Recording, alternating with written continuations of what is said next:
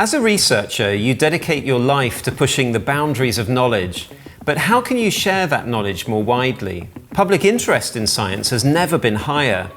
According to a recent opinion poll, more than 80% of Europeans want to find out more about new scientific discoveries and technological developments. In fact, scientists are the most trusted group in society. People want researchers like you to help us make sense of our complex world. I'm Tony Lockett, Head of Communication at the European Research Council. In this video, we'll be looking at the importance of science communication and sharing some advice. The video is particularly aimed at researchers who have a grant from the ERC, but we hope that many of the principles and practical tips will be relevant more generally.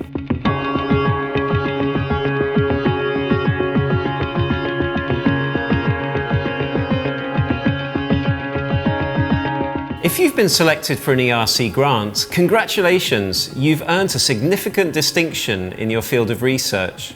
The ERC grant agreement includes some minimum communication requirements. In particular, you should acknowledge the ERC grant in all your communication materials, use the EU emblem and the ERC logo, include the standard text acknowledging funding, and report back to us at the ERC on your outreach and communication activities. You can contact your ERC scientific officer if you have any questions concerning the acknowledgement of funding. You may already have decided to set aside part of your grant for communication activities when you applied for funding. If you choose to add a science communication dimension to your project at a later stage, after signing the grant agreement, you may want to explore the possibility of reallocating part of your budget. Please contact our Grant Management Department if you'd like to discuss this. So how can you get started? The first step in effective communication is to ask yourself some basic questions. Begin by considering what you aim to achieve. Do you want to attract additional funding, influence the policy agenda, inspire young people, or make media headlines? Take the time to define your objectives as clearly as possible before starting to communicate. Secondly, consider who your audience is. In communication terms, there's no such thing as the general public, and the more specific you can be, the better. You'll need to adapt your approach depending on whether you want to speak, for example, to experts, students, policymakers, journalists, or businesses. Next, think about your main message. What's the key takeaway from your research that you want your audience to remember? Be concise, clear, and consistent in your messaging. With well-defined objectives, a precisely targeted audience, and a clear main message, you'll be better equipped to communicate effectively and achieve the best results.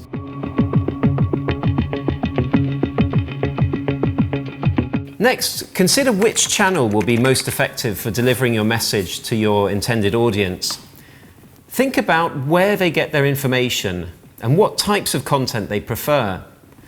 Are you able to connect with them in person at physical events, exhibitions, or science museums? How can you use your website and social media most effectively to engage with a wider audience online?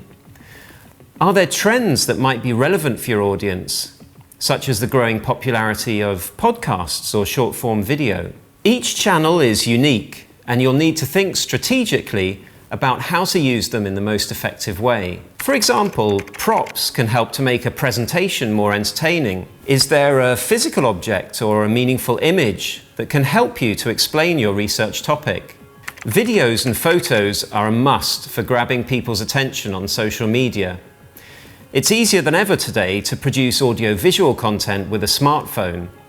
Consider investing in a decent microphone and some lighting to achieve quality results. And be careful of copyright issues if you're reusing existing images. Press releases can be an effective tool when you have important scientific findings or breakthroughs to share with the media. Bear in mind that journalists will be more likely to pick up your news if you've already built a connection with them previously. It's important to remember that your audience may not have the same level of expertise as you. Avoid jargon, technical terms, and abstract ideas. Use simple language visuals and examples. Anecdotes and metaphors can be helpful too. Another useful tip is to tell a story. Share your personal journey, the challenges you faced and how you overcame them. This approach can help you make you and your work more accessible. Lastly, be open to feedback and willing to engage in conversation. Listening is an important communication skill. If you want more tips, the EU-funded Quest project has created a range of handy toolkits for science communicators. Most universities and research institutions have a press and communication office that can provide valuable advice and assistance. The communications team in your institution should be able to help you craft effective press releases, provide guidance on social media strategy, and offer tips on how to engage with journalists and the media. You could also ask them if they offer communications training. The ERC communication team can also help to share your research results with a wider audience across Europe and beyond. If you have news to share, please contact us in advance so that we can collaborate and plan how to best support each other's communication efforts. At the ERC, we're delighted that many of the researchers we fund are active science communicators. By reaching out to different audiences, they're helping to promote not just their own work, but also public trust in science more generally. Thanks for watching. If you found this interesting, please check out our other videos for more science communication tips and examples.